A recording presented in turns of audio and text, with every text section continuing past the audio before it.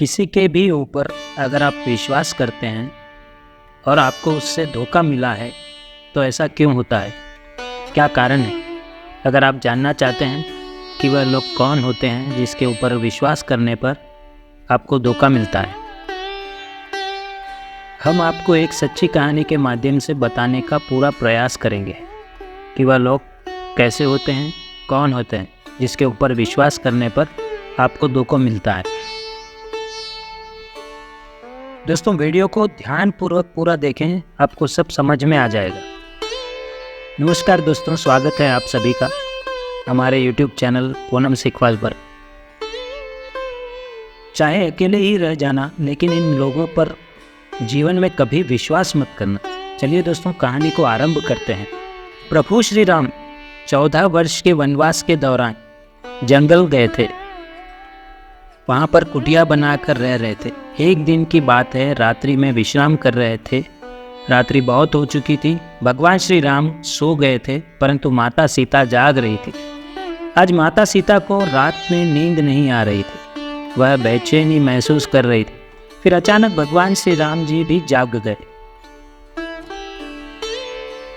और आज सीता को बेचैन देखकर प्रभु श्री राम पूछने लगे, हे सीते, आप अभी तक सोई नहीं, क्या बात है, आप बेचैन लग रही हैं। तब माता सीता भगवान श्री राम से कहती हैं, प्रभु, आज मुझे बेचैनी बेचैनी सी लग रही है, जिसके कारण मुझे नींद नहीं आ रही है। कृपा करके आप मुझे कोई ज्ञानपूर्वक कोई कहानी सुना दीजिए जो मेरे जीवन में काम आ सके। दोस्तों, भगवान श्री राम माता सीता से कहते हैं कि हे सीते, आज मैं ऐसी कहानी सुनाने जा रहा हूँ। बहुत ही महत्वपूर्ण बात उस कहानी में छुपी है। कहानी के माध्यम से बताता हूँ, और जो भी मनुष्य मेरी ये कहानी सुनकर इसे अपने जीवन में उतार लेगा, वह कभी भी अपने जीवन में धोखा नहीं खा सकेगा और कभी पराजित नहीं हो सकेगा। इसलिए तुम इस कहानी को ध्यानपूर्वक पूरा सुने। फिर माता सीता प्रभु श्री राम से कहती हैं, हे प्रभु, आप कहानी सुनाना आरंभ कीजिए, मैं पूरे ध्यानपूर्वक कहानी को सुनूंगी। भगवान श्री राम माँ सीता से कहानी सुनाना प्रारंभ करते हैं और कहते हैं कि प्राचीन समय की बात है। किसी नगर में एक राजा राज्य करता था। वह राजा बड़ा ही बलवान योद्धा था। उस राजा के बल और शौर्य की बातें दूर दूर तक होती थी। उस बलवान राजा के 4 पुत्र थे और राजा के चारों राजकुमार दिखने में बहुत ही सुंदर थे और अपने पिता की तरह ही चतुर और बलवान थे। सभी गुणों की शिक्षा लेते लेते वह चारों राजकुमार धीरे धीरे जवान होते गए। बल और साहस में मानो जैसे वह अपने पिता की ही परछाई हो। कई बार उन्होंने अपने पिता के साथ भी युद्ध लड़ा और युद्ध में जीत भी हासिल किया, जिसके कारण उन्हें अपने बल पर बहुत घमंड भी था। वह राजा अपने चारों पुत्रों को बहुत चाहता था। और तो और वह राजा जब भी कोई कार्य करता था, वह अपने चारों पुत्रों को अपने पास बुलाकर उनसे सलाह भी लिया करता था। जो व्यक्ति अपने घर में अपने से छोटे की भी राय लेते हैं, उनके घर में कभी आपस में लड़ाई झगड़ा नहीं होता। और कभी कभी अपने से भी उम्र में छोटे होने वाले लोग भी बहुत अच्छी बात का ज्ञान दिया करते हैं। धीरे धीरे चारों राजकुमार जब बड़े हो गए तो वह चारों जंगल में शिकार करने के लिए जाने लगे। एक दिन राजा अपने चारों बेटों को अपने पास बुलाकर उन्हें एक बात समझाया कि पुत्रों, तुम चारों अब जवान हो गए हो, इसलिए अपनी इच्छा से चाहे जहाँ घूम फिर सकते हो, लेकिन तुम लोग मेरी एक बात कभी भी मत भूलना। आप लोग जब भी शिकार करने के लिए जाओ तो हमारे राज्य के आगे वाली दिशा में ही जाना। गलती से भी कभी हमारे राज्य के पीछे वाली दिशा की ओर मत जाना। अगर पुत्रों आप लोग कभी भी भूलवश राज्य के पीछे वाली दिशा की ओर चले गए तो आप लोग बहुत बड़े संकट में गिर जाओगे। राजा के चारों पुत्रों ने अपने पिता की बात को बड़े ध्यानपूर्वक सुना और राज्य के पीछे न जाने का वचन भी दे दिया। पिताजी, हम आपकी यह बात हमेशा याद रखेंगे हम भूल से भी कभी राज्य के पीछे वाली दिशा में शिकार करने के लिए नहीं जाएंगे। भगवान श्री राम सीता जी से आगे कहते हैं, जब अगला दिन होता है और हर दिन की तरह जब वह चारों राजकुमार अपने घोड़ों पर सवार होकर अपने पिता के आदेश के अनुसार राज्य के आगे वाली दिशा में शिकार करने के लिए जाने लगते हैं, और वह चारों राजकुमार अब राज्य के पीछे वाली दिशा की ओर शिकार करने के लिए नहीं जाते थे। इस प्रकार आगे की तीनों दिशाओं में कई दिनों तक वह चारों शिकार करते रहे। एक दिन चारों राजकुमार जब शिकार करने के लिए जंगल में गए तो पूरे दिन तो वह शिकार को ढूंढते रहे, लेकिन उन्हें कोई शिकार नहीं मिला। अब शिकार ढूंढते ढूंढते शाम हो जाती है तो वह चारों राजकुमार अपने महल में लौटने लगते हैं। पूरे दिन परिश्रम करने पर भी उन्हें कोई भी शिकार नहीं मिलता। चारों राजकुमार इस बात से बड़े दुखी थे। सुबह से धूप में शिकार ढूंढते रहे चारों राजकुमार अब बहुत थक चुके थे। भूख प्यास के कारण उनकी हालत और भी ज़्यादा खराब हो रही थी। वह चारों राजकुमार थकान के कारण एक घने पेड़ के नीचे बैठकर कुछ देर विश्राम करने लगते हैं। चारों राजकुमार जब विश्राम कर रहे थे तो इस समय सबसे छोटा राजकुमार, जो स्वभाव से कुछ चंचल था, उसने अपने बड़े भाई से कहा कि बड़े भैया, एक बात मुझे बहुत परेशान कर रही है कि हमारे पिताजी ने हमें राज्य के आगे वाली दिशाओं में शिकार करने का मना नहीं किया, तो फिर पिताजी ने हमें राज्य के पीछे वाली दिशा में शिकार करने के लिए मना क्यों किया? आखिर क्या बात हो सकती है? पिताजी ने ऐसा क्यों कहा होगा? इसके पीछे कोई बड़ी बात हो सकती है। हमें तो यही लगता है कि हमारे पिताजी राज्य के आगे वाले सभी राजाओं को तो पराजित कर दिया होगा, लेकिन पिताजी राज्य के पीछे वाले राजा से युद्ध में जरूर हार गए होंगे, इसलिए उन्होंने हमें राज्य के पीछे जाने के लिए मना किया है। तब बड़ा राजकुमार कहने लगा, नहीं भाई, ऐसा कदापि नहीं हो सकता। तो छोटा राजकुमार कहने लगा, भैया, मुझे तो ऐसा ही कुछ लगता है कि हमारे पिताजी राज्य के पीछे वाले राजा से युद्ध में हार गए होंगे, और इस राजा के डर की वजह से पिताजी ने हम लोगों से मना किया है कि हम राज्य के पीछे शिकार करने के लिए न जाएं। मेरा तो मानना यही है कि कल सुबह हमें राज्य के पीछे वाली दिशा में चलकर देखना चाहिए और इस बात का पता लगाना चाहिए। वैसे भी हम चारों राजकुमार बलवान भी हैं और महान योद्धा भी हैं। हमें अपनी वीरता पर जरा भी संदेह नहीं करना चाहिए। अगर हम राज्य के पीछे वाली दिशा में जाएंगे तो राज्य में हमारी और भी अधिक प्रशंसा होगी। तो कल सुबह हम चारों राज्य के पीछे वाली दिशा में ही जाएंगे और जाकर देखेंगे कि हमारी बात सत्य है या नहीं है। राज्य के पीछे वाले राजा से हमारे पिता हार चुके हैं, यह भी बात सत्य होगी, ऐसा छोटा राजकुमार कहता है। छोटे राजकुमार की बात सुनकर बड़े राजकुमारों को भी लगने लगा कि शायद हमारे पिता उस राजा से हार गए होंगे। अब तो वह छोटे राजकुमार के कहे अनुसार तीनों बड़े राजकुमार राज्य के पीछे वाली दिशा में जाने के लिए तैयार हो गए और कहने लगे, ठीक है भाई, कल सुबह हम राज्य के पीछे की ओर ही चलेंगे। अब यह तय करके वह चारों राजकुमार अपने महल में चले आते हैं और भोजन करके अपने कक्ष में जाकर आराम करने लगते हैं। इधर जब अगले दिन सुबह नींद से जागकर चारों राजकुमार अपने अपने घोड़ों पर बैठकर शिकार करने के लिए निकल पड़ते हैं, जाने से पहले अपने पिता से कहा, पिताजी, आज शिकार करने के लिए हम दूर जा रहे हैं और कुछ मित्र भी हमारे साथ आ रहे हैं, तो हमें आज लौटने में कुछ देर हो जाएगी। ज़्यादा रात हो जाए तो आप चिंता मत करना। राजा ने कहा, मेरे बलवान बेटों, आपकी जैसी इच्छा। हमें आप चारों की वीरता पर पूरा विश्वास है, फिर भी आप महल में जल्दी लौटने का प्रयास करें। दर्शकों, भगवान श्री राम सीता जी से आगे कहते हैं, अपने पिता से इतना कहकर वह चारों पुत्र शिकार करने के लिए निकल जाते हैं। आज वह चारों राज्य के आगे न जाकर राज्य के पीछे वाली दिशा में चल दिए और कुछ देर चलने के बाद वह अपने राज्य की सीमा से बाहर निकल गए। सीमा पार करके चारों राजकुमारों ने अपने राजसी घोड़े तो वहीं छोड़ दिए और वह अपना वेश बदलकर आगे के लिए चलने लगे। पैदल चलते हुए जंगल के मार्ग से काफ़ी दूर चले गए। कई घंटों तक पैदल चलने के बाद वह बहुत दूर निकल आए थे और घने जंगल में जा पहुँचे। उस घने जंगल में उन्हें दूर दूर तक कोई गांव नहीं दिखाई दे रहा था। धूप में पैदल चलते चलते उन चारों राजकुमारों को बहुत जोर से प्यास भी लगने लगी थी।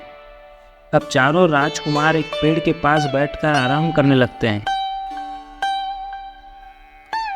अब इन चारों राजकुमारों को प्यास और भूख से उनकी हालत खराब हो रही थी।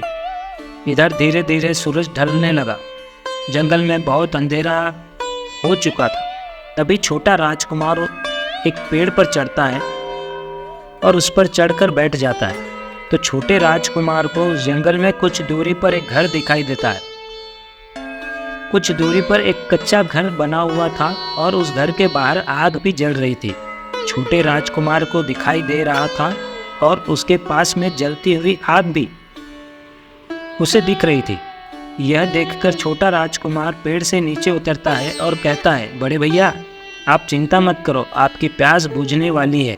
मैंने देख लिया है कि कुछ दूरी पर एक घर है और वहाँ आग भी जल रही है। इसका मतलब उस घर में कोई ना कोई तो रहता होगा। तब तीनों बड़े राजकुमारों ने पूछा, क्या हुआ भाई, तुमने ऐसा क्या देख लिया है जो इतना खुश हो रहे हो? तब छोटा राजकुमार कहता है, बड़े भाई मैंने देखा है कि यहाँ से कुछ दूरी पर एक कच्चा घर है और वहाँ पर आग भी जल रही है। अगर हम चारों उस घर तक पहुँच जाएं तो वहाँ हमें पानी जरूर मिल सकता है। राजकुमार की ऐसी बात सुनकर वह तीनों राजकुमार बहुत प्रसन्न होते हैं और अपने छोटे भाई को गले लगा लेते हैं। अब वह चारों उस जगह पर पहुँच जाते हैं जहाँ वह कच्चा घर बना हुआ था। उस घर के बाहर एक कुआं भी दिखाई दे रहा था और चारों भाई कुआं देखकर बहुत खुश हो जाते हैं और सोचते हैं अब तो खूब सारा पानी पी सकेंगे और प्यास मिट सकेगी। जब चारों राजकुमार कुएं के अंदर झांक कर देखा तो उस कुएं में पानी तो भरा हुआ था, लेकिन पानी बहुत नीचे था। कुएं के पास एक बाल्टी भी रखी हुई थी, मगर उस बाल्टी में रस्सी नहीं थी। अब वह चारों भाई सोचने लगे कि पानी तो मिल गया है, लेकिन बिना रस्सी के जल निकालेंगे कैसे? अगर यह जल हम लोगों को नहीं मिला तो प्यास के मारे हमारी मृत्यु भी हो जाएगी। तब बड़े भाई ने छोटे भाई से कहा, मैं घर में जाकर पूछता हूँ, इस घर में कोई ना कोई तो जरूर रहता हो। जब घर के बाहर कुआं है तो फिर घर के अंदर रस्सी भी होगी। तुम जल्दी से जाओ और उस घर से रस्सी मांग कर ले आओ। वह तीनों राजकुमार वहीं कुएं के पास बैठ गए और छोटा राजकुमार रस्सी लेने के लिए उस घर के द्वार पर चला गया। जब वह राजकुमार घर के पास में पहुंचा और आवाज़ लगाई कि अंदर कोई है, सुनिए हमें रस्सी दे दीजिए ताकि हम कुएं से पानी निकाल कर पी सके। हम चारों भाई बहुत प्यासे हैं, अगर हमको पानी नहीं मिला तो हम प्यास से मारे जाएंगे।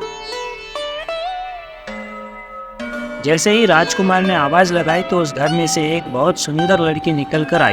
राजकुमार ने विनती करते हुए कहा, सुनिए हम चारों भाई प्यास से व्याकुल हैं। हम 4 लोग हैं और हम सब प्यासे हैं। सब लोग उस कुएं के पास बैठे हैं। मैं आपके पास रस्सी लेने आया हूँ। एक बाल्टी तो वहाँ रखी है, लेकिन उसमें रस्सी नहीं है। अगर आपके घर में रस्सी मिल जाए तो आपका बड़ा उपकार होगा। वह लड़की बहुत रूपवान थी और वह छोटा राजकुमार भी बड़ा खूबसूरत था। वह लड़की उसे देखते ही उस पर मोहित हो गई और सोचने लगी, आज तो घर बैठे राजकुमार चलकर आया है, इस खूबसूरत युवक को मैं अपना पति बनाऊंगी। वह लड़की द्वार पर खड़े खड़े उसे देखती ही रह गई। राजकुमार कहता है, लड़की तुम किस सोच में पड़ गई हो? अगर आपके पास रस्सी हो तो हमें दे दो ताकि हम पानी पी सके। वह लड़की उस राजकुमार से कहती है, ठीक है कुछ समय रुको, मैं अपनी बड़ी बहन से पूछ कर आती हूँ। तब वह सुंदर लड़की अंदर जाती है और अपनी बड़ी बहन से कहती है कि बहन एक युवक आया है जो देखने में राजकुमार मालूम पड़ता है। वह द्वार पर खड़ा है और रस्सी लेने के लिए व्याकुल है। इतनी बात सुनकर उसकी बड़ी बहन भी द्वार पर पहुंच जाती है और उस राजकुमार को देखती है। तो राजकुमार कहता है कि हे देवी, आपके घर से अगर हमें रस्सी मिल जाए तो हमें कुएं से पानी निकालकर पीने में आसानी हो जाएगी। हम चारों भाई बहुत प्यासे हैं, आपका बड़ा उपकार होगा, कृपया हमें रस्सी दे दीजिए। छोटे राजकुमार की बात सुनकर उसकी बड़ी बहन कहती है कि रस्सी तो आपको हमारे पास मिल जाएगी, मगर आप लोगों को हमारी एक शर्त मानना पड़ेगा। अगर उस शर्त को आप लोगों ने पूरा कर दिया तो हम आपको रस्सी अवश्य दे देंगे, और रस्सी ही नहीं बल्कि हम स्वयं आपको पानी पिलाएंगे और हमारे घर में आराम करने के लिए आपको चारपाई भी देंगे। यह सुनकर छोटा राजकुमार कहता है कि ठीक है, आप कुछ देर इंतज़ार करिए, मैं पहले अपने भाइयों से पूछ लेता हूँ, वह जैसा कहेंगे हम वैसा ही करेंगे। वह राजकुमार भागता हुआ अपने तीनों भाइयों के पास में जाता है और सारी बात उनसे कहता है कि भाइयों, पानी तो पीने मिल जाएगा, लेकिन उन लड़कियों की कोई शर्त है। उन्होंने कहा कि अगर आप हमारी शर्त मान लेते हैं तो आपको प्यास बुझाने के लिए पानी भी मिलेगा और स्वादिष्ट खाना भी मिलेगा और आराम करने के लिए चारपाई भी मिलेगी। दर्शकों, वह चारों राजकुमार बहुत प्यासे थे। उन्हें उस समय कुछ समझ नहीं आ रहा था। वह उस समय पानी पीकर सिर्फ अपनी जान बचाने ही सही समझ रहे थे। बड़े राजकुमार ने कहा, ठीक है भाई, हमें पानी पीने को मिल जाए, हम उसकी कोई भी शर्त मानने को तैयार हैं। इस प्रकार अपने तीनों भाइयों से पूछकर वह छोटा राजकुमार एक बार फिर उसी घर के द्वार पर उस रूपवान लड़की की बड़ी बहन के पास पहुंच जाता है और कहने लगा, हमारे जो बड़े भाई हैं वह आपकी हर शर्त मानने को तैयार है, लेकिन हमें जल्दी से पानी पिला दीजिए और यह भी बता दीजिए कि आपकी शर्त क्या है। तब उस लड़की की बड़ी बहन कहती है, राजकुमार, हम लोग की शर्त यह है कि हम भी 4 बहनें हैं और तुम लोग भी 4 भाई हैं। आप लोग भी बहुत रूपवान और बलवान हैं और अभी तक हम कुंवारी इसलिए हैं कि आज तक हमें तुम्हारे जैसा कोई भी खूबसूरत बलवान पुरुष नहीं मिला, इसलिए अब तक हम कुंवारी है।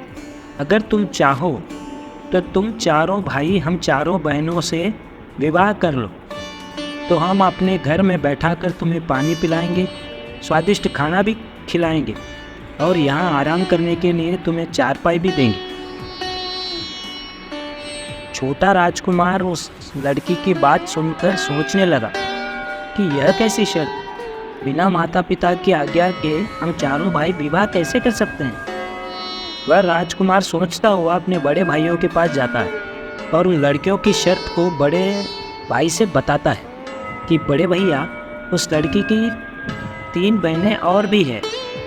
अगर हम चारों भाई इन चारों बहनों से विवाह कर लेते हैं तब तो वो हमें पानी पीने को देगी, अन्यथा नहीं।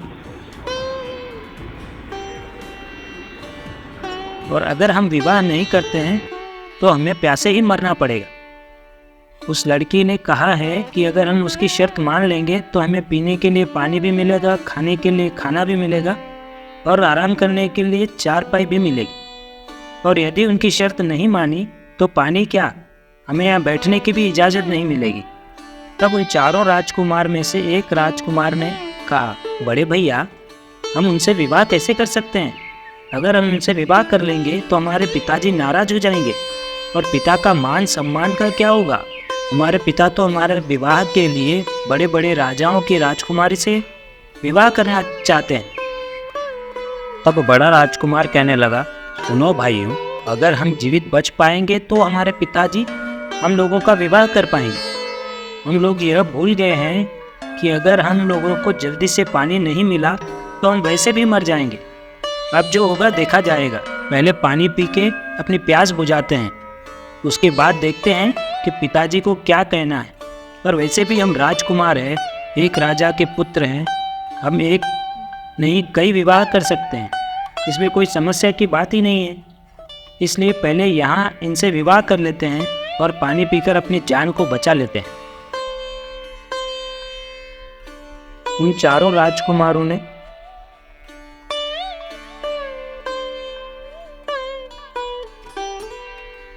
उन सुंदर लड़कियों के से विवाह करने के लिए तैयार हो जाते हैं। अब तो वह चारों राजकुमार उन चारों बहनों के घर आ जाते हैं और उन चारों कन्याओं से कहते हैं कि हमें आप लोगों की शर्त स्वीकार है, आप हमें अब पानी पिला दीजिए। दर्शकों, यह बात सुनकर चारों बहनें खुश हो जाती है। वह बड़े सम्मान से उन चारों राजकुमारों को बिठाती है, जल पिलाती है। जल पीने के बाद उन्हें कुछ राहत मिलती है। फिर वह लड़कियां उन चारों राजकुमार के लिए स्वादिष्ट स्वादिष्ट खाना बनाती है, उन चारों को खाना खिलाती है।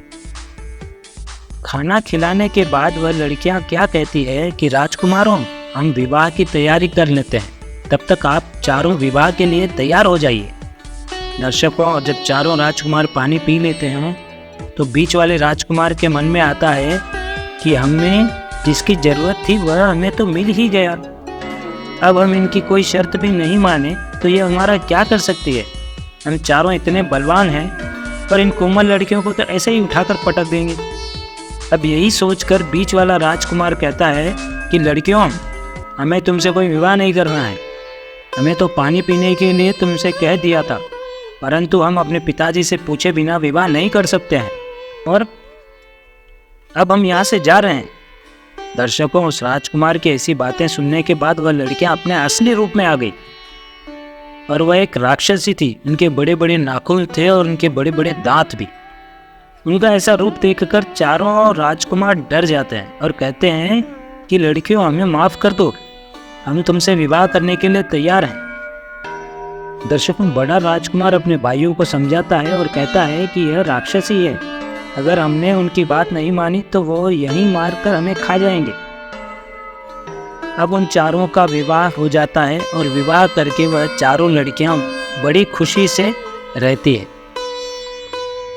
वह अपने अपने पति के साथ खूब मौज मस्ती करती रहती है और अपने पतियों को रोज स्वादिष्ट स्वादिष्ट भोजन बनाकर खिलाया करती थी। दर्शकों, इस प्रकार कई दिन निकल जाते हैं। पत्नियों के हाथ का स्वादिष्ट भोजन खाकर तीनों राजकुमार तो खूब मोटे ताजे हो रहे थे। तीनों राजकुमारों के चेहरे पर एक अलग सी तेज चमक रही थी। तभी तीनों बड़े राजकुमार देखते हैं कि हमारा छोटा भाई तो रोज रोज सूखता जा रहा है, और इतना स्वादिष्ट व्यंजन मिलने के बाद भी इसकी यह हालत क्यों हो रही है, वह इतना पतला क्यों होता जा रहा है। तो बड़ा राजकुमार अपने छोटे भाई से पूछता है कि भाई, तुम्हें ऐसा क्या हो गया है, तुम्हारी तबीयत ठीक नहीं है क्या? क्या इतना स्वादिष्ट भोजन हमें यहाँ मिल रहा है,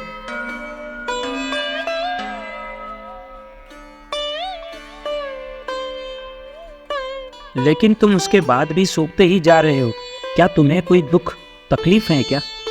तब छोटा राजकुमार बताता है कि भैया, मेरी पत्नी मुझे प्रेम से खाना ही नहीं खिलाती है। मैं जब भी उसके साथ खाना खाने बैठता हूँ तो वह दूसरी ओर मुंह कर कर रोने लगती है, और उसको रोता देखकर मुझसे खाना खाया नहीं जाता और मैं भूखा रह जाता हूँ। इसलिए मैं इतना सूखता जा रहा हूँ। मुझे समझ में नहीं आता कि मेरी पत्नी क्यों रोती है, और वह बताती भी नहीं है। तब उसका बड़ा भाई कहता है कि इसका मतलब है कि भाई, जरूर कोई ना कोई वजह होगी। तुम्हारी पत्नी क्यों रोती है, वह भी तुम्हें खाना खिलाने के समय ही क्यों रोती है। इसका जरूर कोई ना कोई कारण होगा। तुम्हें उससे पूछना चाहिए कि वह क्यों रोती है। तब वह छोटा राजकुमार कहता है कि भैया, मैंने उससे 1000 बार पूछा है, परंतु वह मुझे कुछ बताती ही नहीं। मैं जब जब भी उससे पूछता हूँ कि तुम क्यों रोती हो, क्या कारण है, वह बस इतना बोल देती है कि मेरी आदत है। मेरा जब भी रोने का मन होता है, मैं ऐसे ही रोने लगती हूँ। वह ऐसे ही कोई ना कोई बहाना बना देती है, परंतु वह बताती नहीं है कि मेरे खाना खाते समय वह क्यों रोती है। और भैया, मेरे सूख कर पतले होने का कारण भी यही है।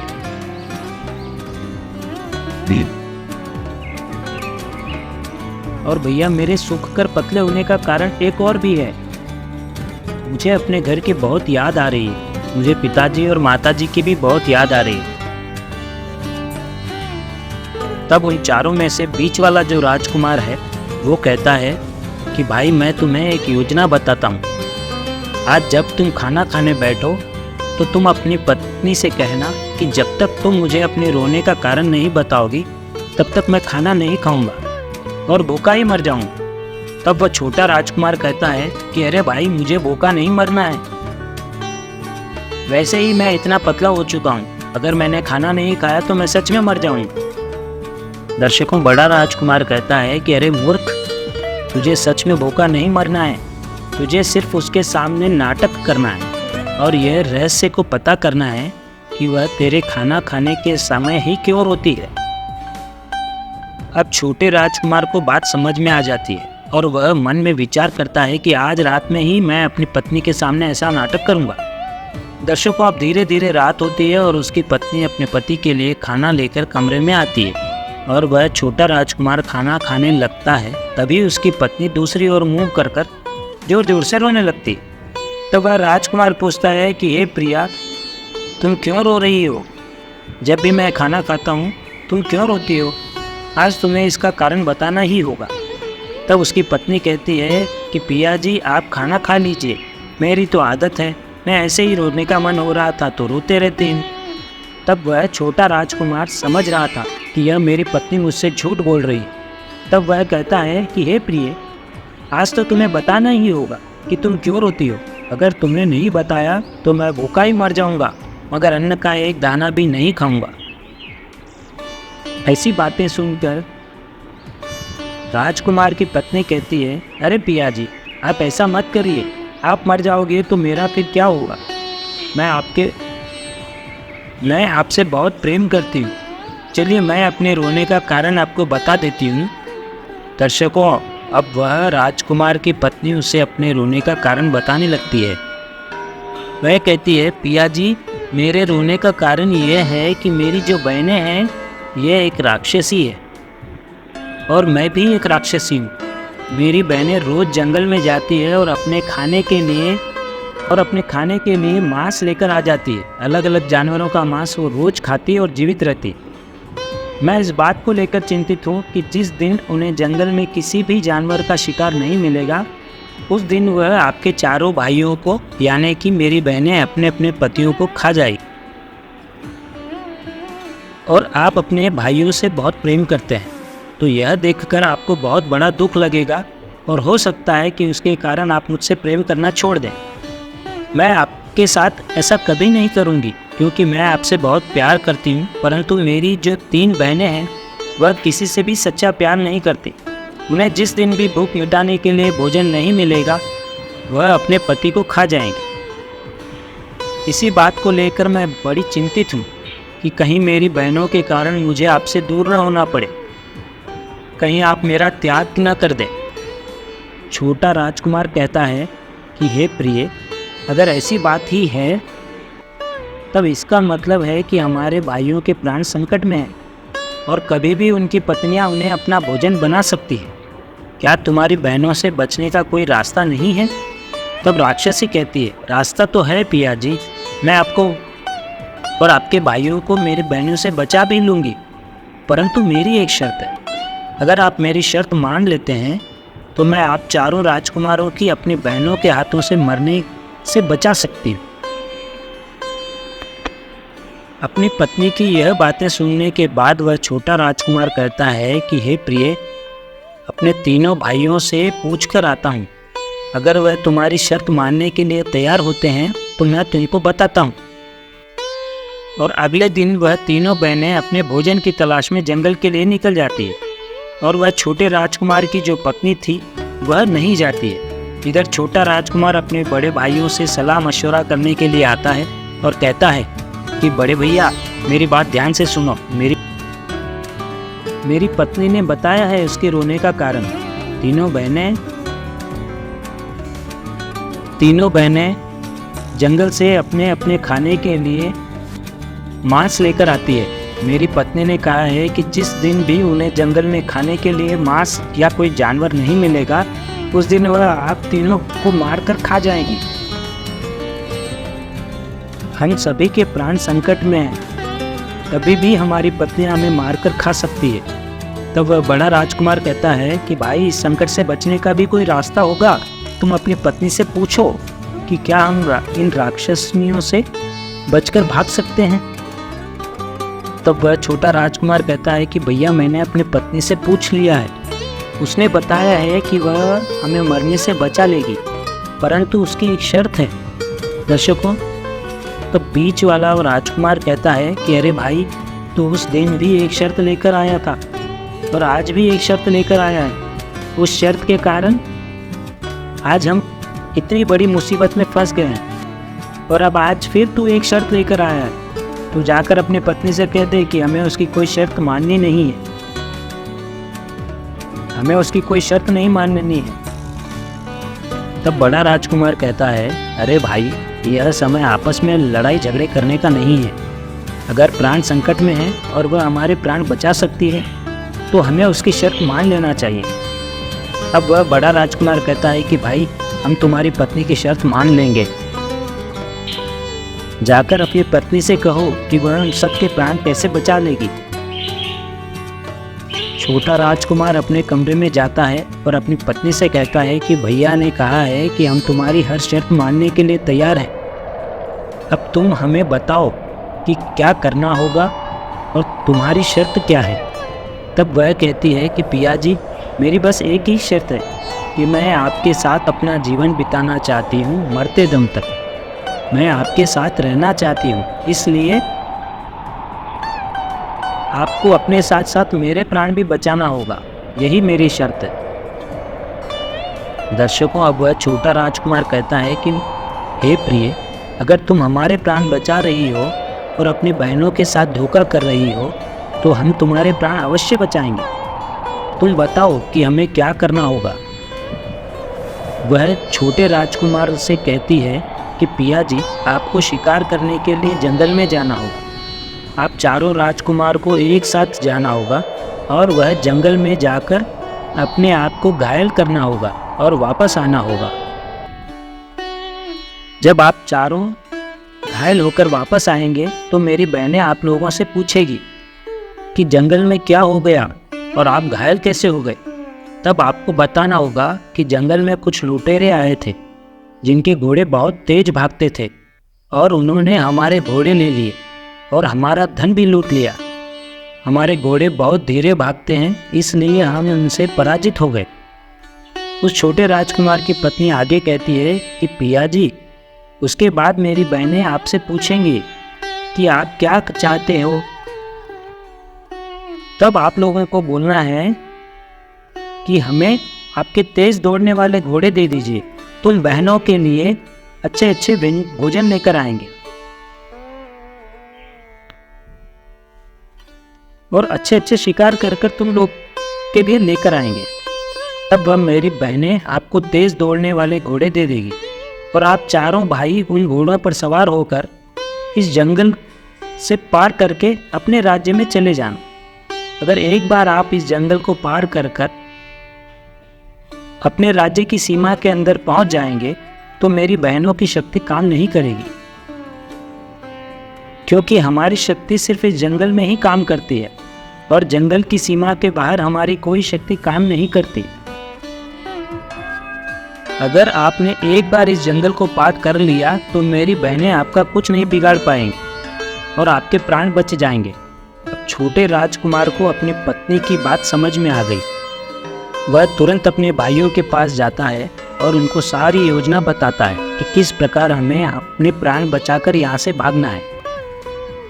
अब चारों राजकुमार पूरी योजना को समझ गए थे। अगले ही दिन राजकुमार शिकार करने का बहाना करके जंगल में चले जाते हैं और जंगल में जाकर एक दूसरे को घायल कर देते हैं।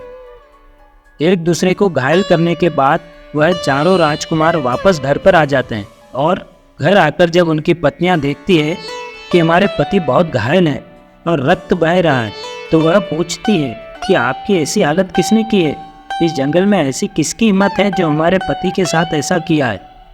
तब वह चारों राजकुमार बताते हैं कि हम जंगल में शिकार करने के लिए गए थे और वहाँ पर कुछ लुटेरे आए थे और उनके घोड़े बहुत तेज दौड़ रहे थे। उन्होंने हमारे घोड़े भी लूट लिए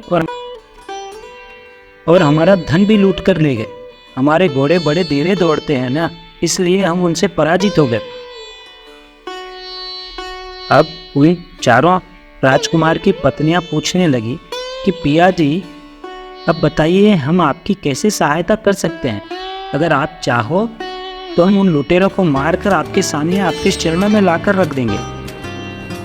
तब वह राजकुमार कहते हैं कि नहीं, आप एक स्त्री हो, अगर हमारे शत्रु को आप दंड दोगी तो इससे बदनामी होगी हमारी। सब क्या कहेंगे, राजकुमार हैं, बड़े ही कमज़ोर हैं, जो अपने शत्रु को अपनी स्त्रियों से पिटवा रहे हैं।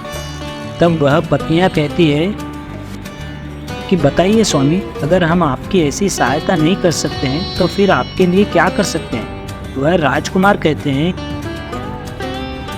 कि हमारे घोड़े तो चले गए, अब कल फिर वहाँ लुटेरे आएंगे, और अगर हमारे पास उनसे तेज दौड़ने वाले घोड़े होंगे तो हम उनको पराजित कर सकेंगे। तो आप हमें अपने तेज दौड़ने वाले घोड़े दे दें तो बड़ी सहायता होगी। हम जंगल से आपके लिए रोज अच्छे अच्छे शिकार भी कर कर लेके आएंगे। राजकुमारों की इतनी बात सुनने के बाद उनकी पत्नियां विचार करती है और सोचती है कि ठीक ही तो कह रहे हैं, अगर ये अच्छे अच्छे शिकार कर कर लाएंगे तो हमारा पेट भी भरता रहेगा। तब बड़ी राक्षसी अपनी छोटी बहन से कहती है कि बहन जाओ और चारों राजकुमारों को हमारे पास सबसे तेज दौड़ने वाले घोड़े दे दो। अब वह छोटी राक्षसी चारों राजकुमारों को लेकर बागीचे में जाती है और सबसे तेज दौड़ने वाले घोड़े उन्हें दे देती है और कहती है कि जितनी जल्दी हो सके आप इस जंगल की सीमा को पार कर अपने राज्य में चले जाओ। तो वह चारों राजकुमार उस छोटी राक्षसी का बहुत बहुत धन्यवाद करते हैं और कहते हैं कि आपने हमारी जान बचाई है, उसके लिए हम आपके आभारी हैं। तब वह राक्षसी कहती है कि राजकुमारों, मैंने आपकी जान तो बचा ली, परंतु आपको मेरी शर्त तो याद है ना, आपको भी मेरी जान बचानी होगी।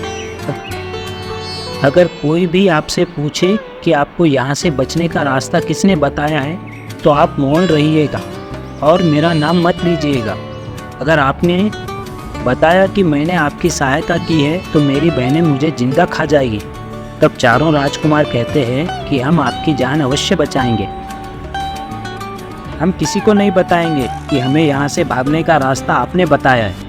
दर्शकों, अब वह चारों राजकुमार जाकर अपने अपने कमरे में सो जाते हैं और आराम करने लगते हैं।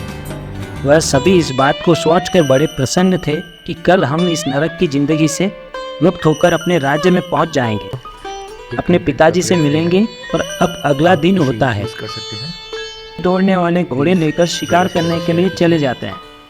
दर्शकों, इधर तीनों राक्षसियों को पता नहीं था कि हमारे पति अब वापस नहीं आने वाले हैं। वह चारों राजकुमार अपने घोड़े को भगाते हुए और शाम तक जंगल की सीमा पार कर जाते हैं। इधर शाम के समय जब राक्षसियां देखती है कि अंधेरा हो गया है परंतु हमारे पति अभी तक नहीं आए हैं, तो वह अपनी छोटी बहन से कहती है कि जाओ और देख कर आओ कि वह चारों राजकुमार कहाँ हैं। दर्शकों, छोटी राक्षसी को तो पता ही था कि वह चारों राजकुमार यहाँ से भाग चुके हैं और अब तक जंगल की सीमा पार कर कर अपने राज्य की सीमा में आ गए होंगे। यह सोचते हुए वह थोड़ी दूर जाती है और घूमकर वापस आ जाती है और कहती है कि बहन, वह चारों तो यहाँ नहीं है, वह भाग गए। तब वह तीनों राक्षसी क्रोध में आ जाती है और अपने बड़े बड़े नाखून निकालती है और अपनी बड़ी बड़ी आंखें लेकर जंगल की ओर चल पड़ती है। जंगल में चलते चलते वह जंगल की सीमा तक पहुंच जाती है और देखती है कि वह चारों राजकुमार जंगल की सीमा के दूसरी तरफ पहुंच गए हैं और अब हम उनका कुछ भी नहीं बिगाड़ सकते हैं। दर्शकों, यह देखकर बड़ी राक्षसी को बड़ा क्रोध आता है और वह बड़ी राक्षसी राजकुमारों से कहती है, अब तो आप लोग बच गए हो, अब हम आपका कुछ नहीं बिगाड़ सकते, परंतु जाते जाते एक बात बताओ कि यहाँ से भागने का रास्ता आपको किसने बताया था? आपको कैसे पता चला कि जंगल की सीमा के पार हमारी शक्ति काम नहीं करती? तब वहाँ तीनों जो बड़े राजकुमार थे वह सोचते हैं कि हम तो अपने प्राण बचा ही चुके हैं, अब हमें इस छोटी वाली राक्षसी से क्या लेना देना। चलो इन्हें बता देते हैं कि तुम्हारी छोटी बहन ने तुम्हारे साथ विश्वासघात किया है और हमारे प्राण बचाए हैं। अब तो दर्शकों, वहाँ तीनों बड़े राजकुमार बताने वाले होते हैं, तभी वह छोटा राजकुमार कहता है, बड़े भैया कृपया करके आप ऐसा मत करिए, मेरी पत्नी ने हम सबके प्राण बचाए हैं और अंत में हम उसके साथ विश्वासघात नहीं कर सकते। अगर हम ऐसा करेंगे तो हमें बहुत पाप लगेगा। लेकिन वह तीनों बड़े राजकुमार बहुत क्रोध में थे और बहुत ही दुष्ट थे। वह अपना वचन भूल गए थे जो उन्होंने उस राक्षसी को दिया था। वह जंगल की सीमा के उस पार से चिल्लाते हैं कि राक्षसी, तुम्हारी छोटी बहन ने ही तुम्हारे साथ विश्वासघात किया है और इसने ही हमें तुमसे बचने का रास्ता बताया है। अब तो वह बात जानकर बड़ी राक्षसी बहुत क्रोधित होती है और अपनी बहन को तुरंत अपनी छोटी बहन पर टूट पड़ती है और उसे नोच नोच कर खा जाती है। यह देखकर छोटा राजकुमार बहुत दुखी होता है और रोने लगता है और अपने भाइयों से कहने लगता है, आपने ऐसा क्यों किया है? इसने तो हमारे प्राण बचाए थे, आपको ऐसा नहीं करना चाहिए था। तब वह बड़े राजकुमार कहते हैं कि अरे मूर्ख, इससे हमारा कोई लेना देना नहीं है, यह एक राक्षसी थी, तो इससे इतना प्रेम क्यों करने लगा है? हमारे राज्य में चल, अपने पिताजी बहुत सुंदर राजकुमारियों से अपना विवाह करवाएंगे। इतना कहकर वह तीनों राजकुमार अपने राजमहल के लिए चले जाते हैं और इधर वहाँ तीनों राक्षसियाँ अपनी छोटी बहन को मार कर खा जाती है और उसकी हड्डियों को फेंक कर और अपने घर वापस चले जाती है। और इधर छोटा राजकुमार अपनी पत्नी की यह हालत देखकर बहुत रोने लगता है। दर्शकों, उसको बड़ा दुख हो रहा था। वह सोच रहा था कि मैं अपनी पत्नी से बड़ा प्रेम करता था, परंतु मेरे भाइयों के कारण आज मेरी पत्नी की मृत्यु हो गई। अब भगवान श्री राम, अब यहाँ प्रभु श्री राम माता सीता से कहते हैं, मैं तुम्हें 3 बातें बताता हूँ। जो भी मनुष्य इन बातों को याद रखेगा वह अपने जीवन में कभी भी धोखा नहीं खाएगा। मनुष्य को यह याद रखना चाहिए कि यह 3 लोग हमेशा धोखा देते हैं। नंबर 1, शराबी। जो व्यक्ति नशा करता है, शराब पीता है, वह धोखा जरूर देता है। उसे किसी भी चीज़ का आभास नहीं होता है। वह अपने नशे में न जाने क्या क्या बोल देता है और वह अपने फायदे के लिए किसी को भी धोखा दे सकता है। नंबर 2, जो भी मनुष्य वासना में अंधा होता है उस मनुष्य को कुछ भी दिखाई नहीं देता। वह अपने कुल का नाश, अपने परिवार का नाश अवश्य करता है। चाहे कुछ भी हो जाए उसे कुछ दिखाई नहीं देता, परंतु उसे अपनी वासना की पूर्ति करनी होती है, जिसके लिए वह किसी को भी धोखा दे सकता है।